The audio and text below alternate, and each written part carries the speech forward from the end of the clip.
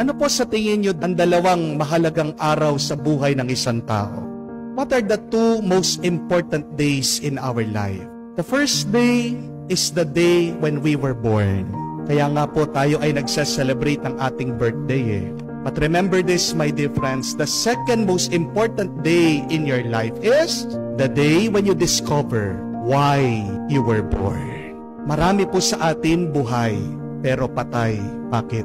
Hindi alam bakit sila'y nabubuhay. Marami sa atin masaya lang pag birthday. Minsan nga ang malungkot na kwento, birthday na birthday, hindi rin masaya. Bakit? Kasi hindi alam ang kahulugan ng buhay nila. Mga kapatid, bakit napakahalaga po na malaman natin ang dahilan kung bakit tayo nabubuhay? Dahil sabi po ng isang kasabihan, that when you know your why, you can bear anyhow. Pag alam mo ang kahulugan, dahilan, bakit nabubuhay ka, kakayanin mo anuman ang problema, anuman ang suliranin, anuman ang pagsubok ng iyong buhay. Marami sa atin alam ang kanilang birthday, pero mas mahalaga dapat alamin mo ang iyong birth why. Because life will be worthwhile. You can live life joyfully, happily, peacefully when you know the meaning and the purpose of your life. Balikan niyo po ang unang pagbasa, maririnig niyo ang pangungusap ni Job, punong-puno ng lungkot. Sabi niya, habang ako ay nakahiga, hindi ako mapakali. Napakahaba ng gabi. Pag umaga naman, wala akong tuwa, paunti-unti nawawala ang aking pag-asa. Bakit ganyan po magsalita itong si Job? Kung alam niyo po yung backstory niya, yung kwento niya, maiintindihan at mauunawaan niyo siya. Diba si Job dating mayaman? Pero dahil nakita siya ng demonyo, gusto siyang subukan ng Diyos kung gaano ba siya katapat, hinayaan ng Panginoon na siya'y subukan ng demonyo. Nawala ang lahat ng kanyang kayamanan, ninakaw ang iba, ang kanyang mga anak ay namatay. Yung namatayan ka lang ng isa, di ba napakasakit sa iyo? Yung lahat ng anak niya nagkasunod-sunod, na pumanaw, namatay, nasawi. Pagkatapos nun, nagkaroon pa siya ng sakit.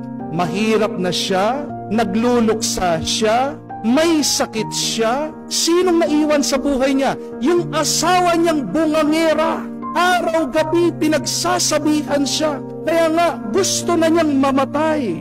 Pero kung malinaw lang sa kanya ang dahilan bakit siya nabubuhay, kakayanin niya kahit na may sakit siya. Malalampasan niya ang kanyang kahirapan. Kaya din niyang makaraos sa kanyang pagsubok. Ibang-iba po yung ating narinig sa Ebanghelyo. Ang ating Panginoon, pinakita po sa atin yung schedule, yung maghapon na trabaho ng ating Panginoon. Una, siya'y nangangaral. Pangalawa, nagpapagaling ng mga may sakit.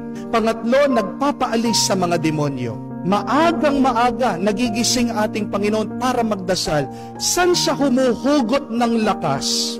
Narinig natin ang kanyang pangungusap. Sabi niya, this is the purpose of my mission. Malinaw sa kanya ang kanyang dahilan. Alam niya ang kahulugan ng kanyang buhay. Mga kapatid, pag alam mo ang iyong dahilan para mabuhay, meron kang direksyon. Pero pag hindi malinaw sa iyo, bakit ikaw ay humihinga, bakit ikaw ay umiiral, magkakaroon ka ng depresyon. Kayo po ang tatanungin, ano ang mas gusto mo? Direksyon o depresyon? Ang tanong, paano ba natin malalaman ang kahulugan ng ating buhay para malinaw ang ating direksyon? At araw-araw ay magkakaroon tayo ng lakas at ganang magpatuloy. Simple lang po, tandaan nyo ito. Tanungin mo kung sino ang gumawa sa iyo. Tanungin mo ang gumawa sa buhay mo. Ano ba ang kahulugan ng iyong buhay? When we ask God, the Creator, for what is our life, God will answer us and we will have a clear direction. Where should we put this life? Tandaan niyo po ito mga kapatid, nagdidepende po ang kahulugan ng buhay natin kung saan natin ito nilalagay, kung sino ang humahawak sa iyo. Ano pong ibig ko sabihin?